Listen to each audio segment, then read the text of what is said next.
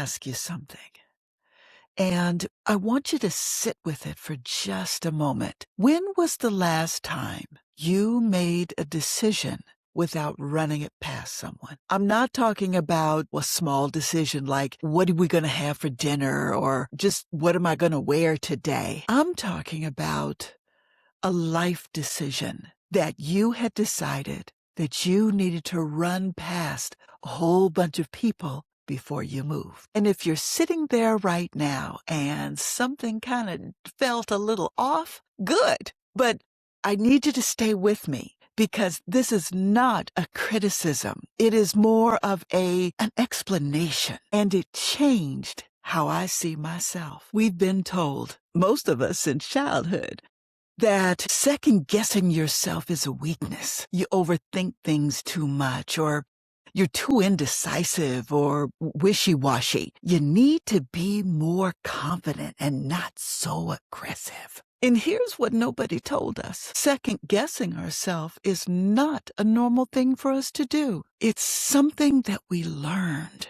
And we learned it at a really young age. You were told you were too much or not enough, or be more like your sister, or that your instincts were wrong. For some of us, what you had to say or even feel was never validated. It wasn't that important. So you adapted, you started asking, you started running everything through a filter. And the filter was, well, what will they think? Is this okay?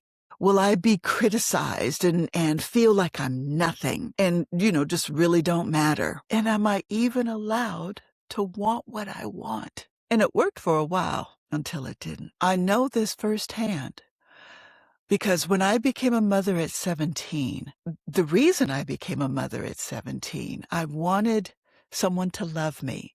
I wanted someone to validate who I was. I know it was wrong, but that was what I was feeling at the time. And I grew up so fast because I had another person that I had to take care of. And at the same time, I was an embarrassment to my family. During that time, it was not good to be pregnant and unwed at 17 years old. So to make up for being the embarrassment to the family, I fell right back in line. I listened to what people told me to do, whatever they expected, then I overdid it. And I basically became a chameleon. I lost all control, and I ran every decision past my family to make up for the embarrassment of getting pregnant at 17. So as my child grew, I got married, and I built my businesses, and I decided that I was going to take back my control. And in my businesses, I was the one that could walk in and I would read the room. I knew exactly what kind of energy was in the room, what people were feeling, and I knew what to deliver based on, having to supply everyone else's needs. I knew how to perform. I knew exactly what to say to get the type of response I was looking for. I felt I was back in control, and I was giving a performance that really wasn't who I was. Again, I was that chameleon. I was the chameleon in my marriage. I was the chameleon in my businesses. I did not know who I was. I was what everybody wanted me to be. And inside, my soul died. I was so afraid of being found out, of letting people in to know me. And it's like, I don't even know me. So I had to keep up that performance in my marriage, in my businesses, in anything that I did.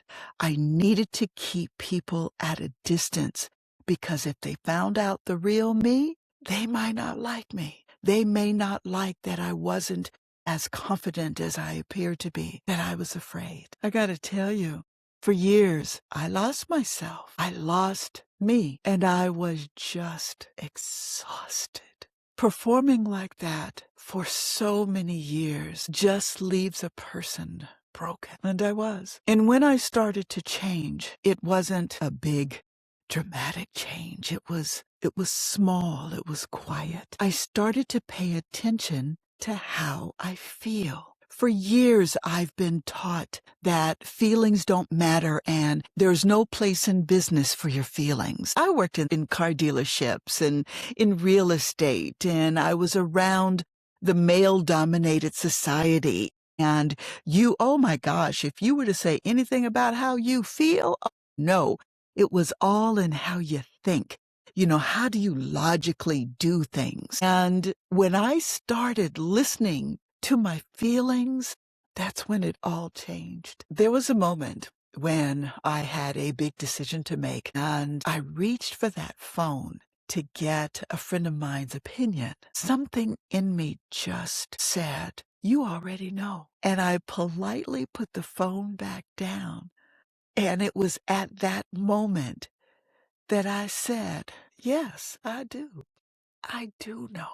And so I went on with the decision, and it was the right decision. It was truly a moment for me of clarity that I do have all of my answers. There's a book I read by R.J. Spina, and it's called Change Your Mind. And I've linked it in the description if you'd like to check it out. And one of the things he talks about that really hit me hard is the idea that most of us aren't actually living from who we are. We're living from our programming, the beliefs that was installed in us when we were little that we stopped questioning whether it's the programming or is it really our own. He calls it the conditioned mind. And the conditioned mind is not your enemy. It was built to protect you.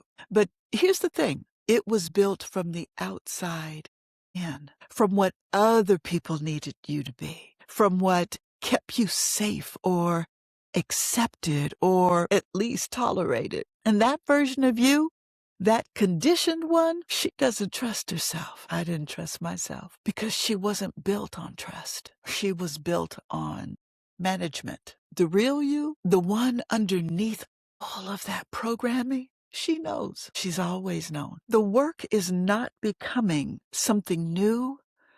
It's getting quiet enough to hear the one you already are. I want to leave you with just one question. And you don't have to journal about it unless you want to. Just think about it. When was the last time you trusted yourself without asking anyone first? Sit with that for a minute. There's going to be 4 episodes in this series, and I am going to go just a little bit deeper about my journey, stories, and how I got to know myself. And I trust that it's going to help you as well. And if you're a woman that is ready for a new chapter in their life, then check out in the description below, I have created a free download, and it's called 10 Questions to Ask Yourself Before Your Next Chapter. Just kind of sit with the questions and see what comes up for you. I will see you in the next video.